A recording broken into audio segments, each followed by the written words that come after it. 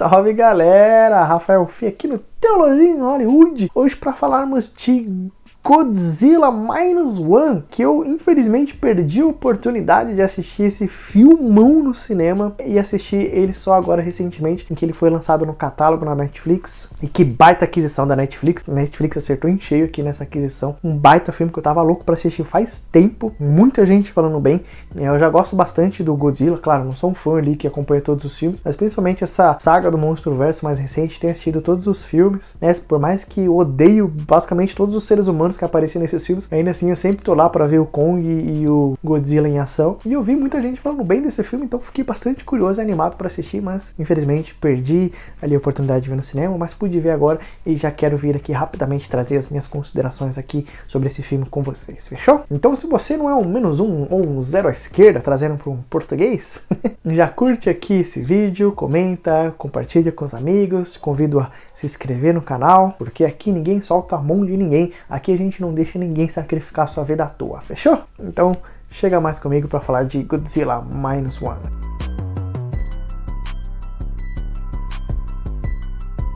Cara, o que eu posso falar? Aqui a gente tem um Godzilla, verdadeiro Godzilla raiz. Aqui a gente tem um filme de terror de verdade. A gente consegue ver como que o Godzilla, ele é essa figura assustadora, como que ele é amedrontador, como ele passa medo de verdade. Coisa que não acontece nos filmes hollywoodianos, né? É difícil a gente não fazer essa comparação, né? É um pouco injusto fazer essa comparação, mas é difícil a gente não fazer. Então, por mais que a gente veja nessa saga do Monstruverso, a gente vê aquele Godzilla com efeitos especiais ali tão incríveis e etc. Mas a gente vê ele pisando, derrubando prédio, etc. E você pensa assim, nossa, né? Milhares de pessoas devem ter morrido ali, mas que o filme simplesmente faz questão de fazer vista grossa ali para todos esses eventos, e a gente não vê um Godzilla assim tão amedrontador, a gente vê um Godzilla muito mais herói, a gente poderia até falar um anti-herói, mas aqui não, aqui a gente vai ver um Godzilla vilão, amedrontador, aterrorizante e sinistro. Então a gente vai ver aquela criatura gigante, amedrontadora e que dá muito medo justamente por essa falta de motivação, né? Então se a gente pega diversos outros filmes do Godzilla, ele sempre vai ter alguma motivação ali, dele atacar os humanos, dele sair, começar a se mexer e etc. E aqui não. O Godzilla ele ataca os seres humanos simplesmente porque sim. Isso que torna ele essa figura tão amedrontadora, né? A gente vê aquele lagartão gigante destruindo tudo ao seu redor e a gente não entender porque ele tá fazendo aquilo. Na verdade, muito pelo contrário. Parece que ele realmente quer atacar porque sim e pronto. É isso que traz tanto essa carga sinistra e amedrontadora nessa figura. A gente consegue ver quão amedrontador é esse Godzilla. Principalmente quando ele usa o poderzão dele, que cara, que incrível é ele carregando aquele poder ali, os espinhos subindo nas costas dele, a luz vindo bem devagarzinho, e cara, a gente consegue perceber a potência que é aquele sopro dele. Quando ele usa aquele poder, realmente parece que é uma verdadeira bomba atômica sendo atirada ali, destruindo tudo, literalmente.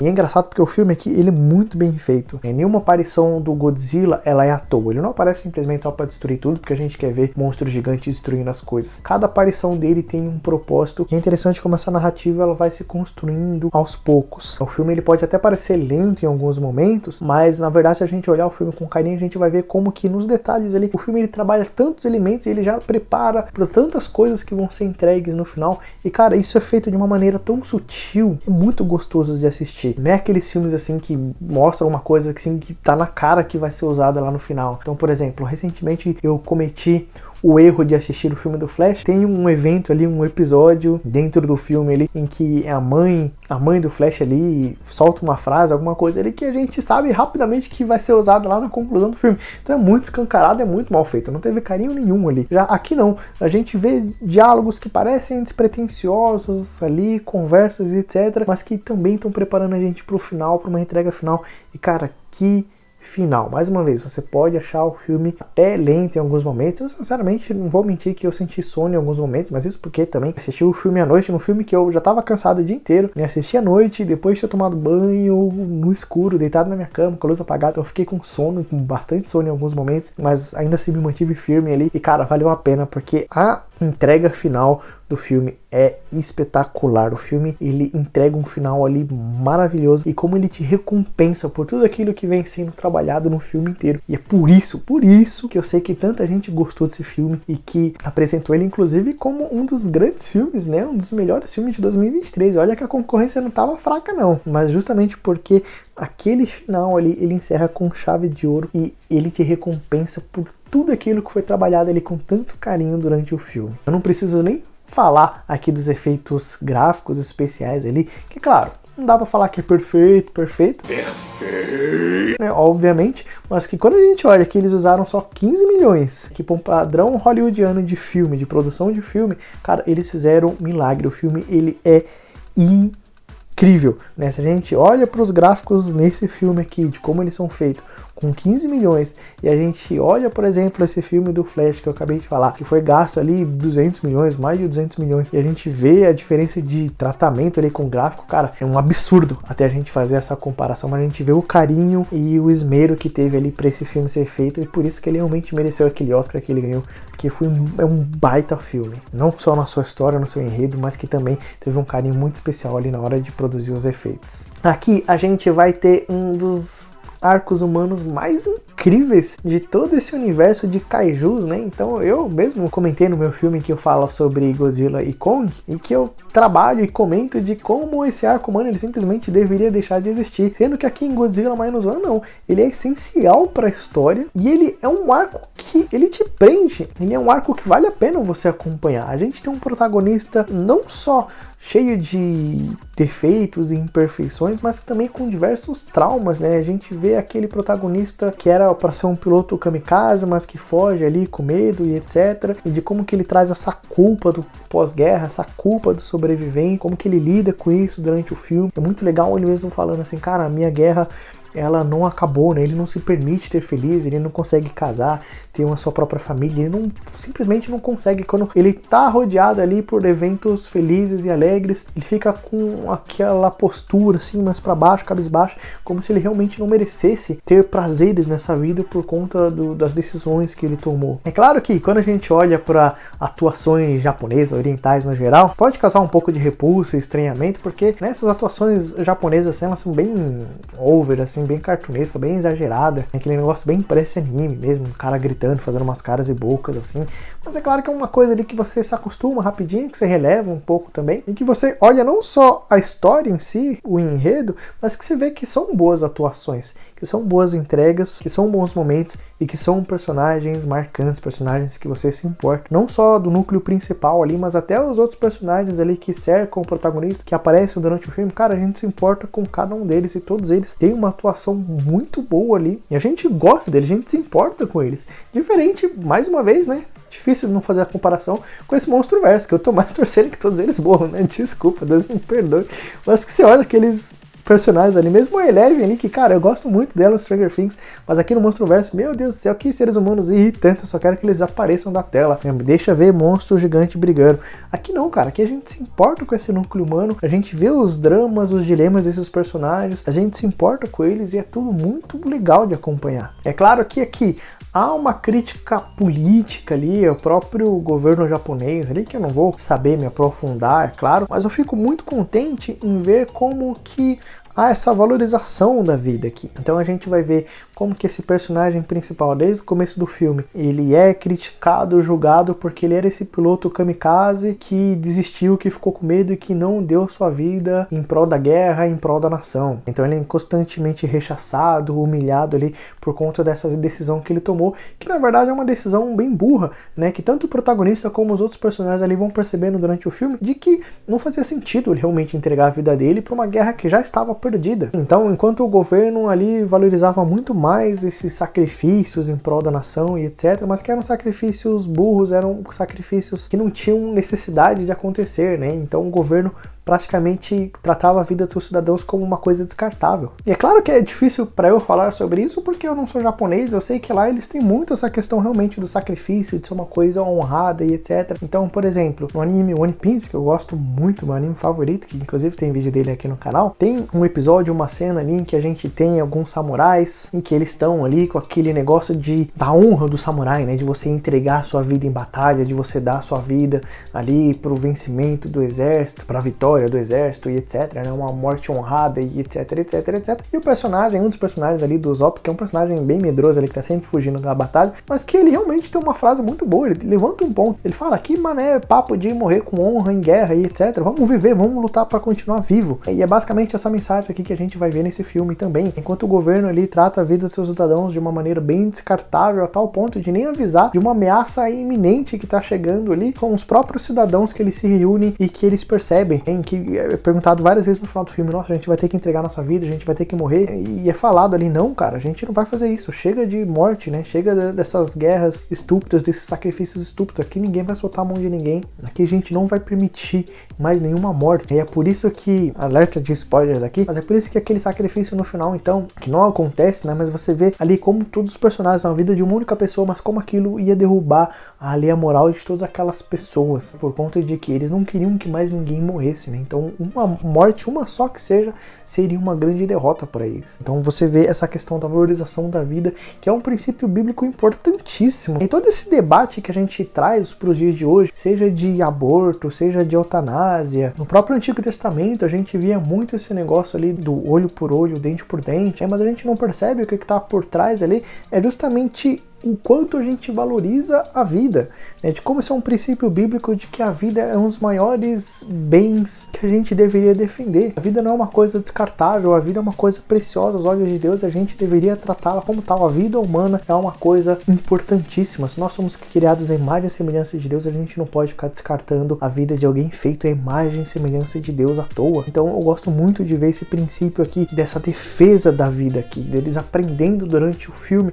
de que a vida ela realmente não é uma coisa descartável para simplesmente ser jogada fora num sacrifício tolo, mas que a vida ela deve ser preservada, a vida ela deve ser vivida. A gente deve continuar lutando para sobreviver com unhas e dentes e para viver bem, né? Viver uma vida alegre, não viver uma vida culpada, presa ao passado, mas viver o presente aqui e agora, aproveitando a vida que Deus nos deu para viver de fato. E é claro, se eu posso trazer uma crítica aqui, né, é de que o final ele foi um pouco mais expositivo do que precisava, né, naquela parte do sacrifício todo ali. É uma cena marcante, é uma cena emocionante, mas que pra mim ela foi um pouco expositiva demais, né? Pra mim não precisava ter tido aquele flashback, acho que só a reação do Tachibana ali já seria legal, já seria interessante, a gente já conseguiria perceber o que aconteceu, né? Acho que daria pra tirar uns 5 minutos ali desse momento, se mais fácil. Mas ainda assim isso não diminui em nada a experiência do filme, é um filme incrível, espetacular, eu deixo aqui a minha forte indicação para esse filme. E aí, se eu posso fazer aqui uma aplicação teológica, eu quero fazer só uma, que é uma ilustração que o Keller, né, ele usa nos seus livros também, eu gosto bastante do Timothy Keller, né, você já deve ter reparado que eu sempre tô citando ele aqui nos meus vídeos, mas mostrando essa questão do sacrifício, falando principalmente do sacrifício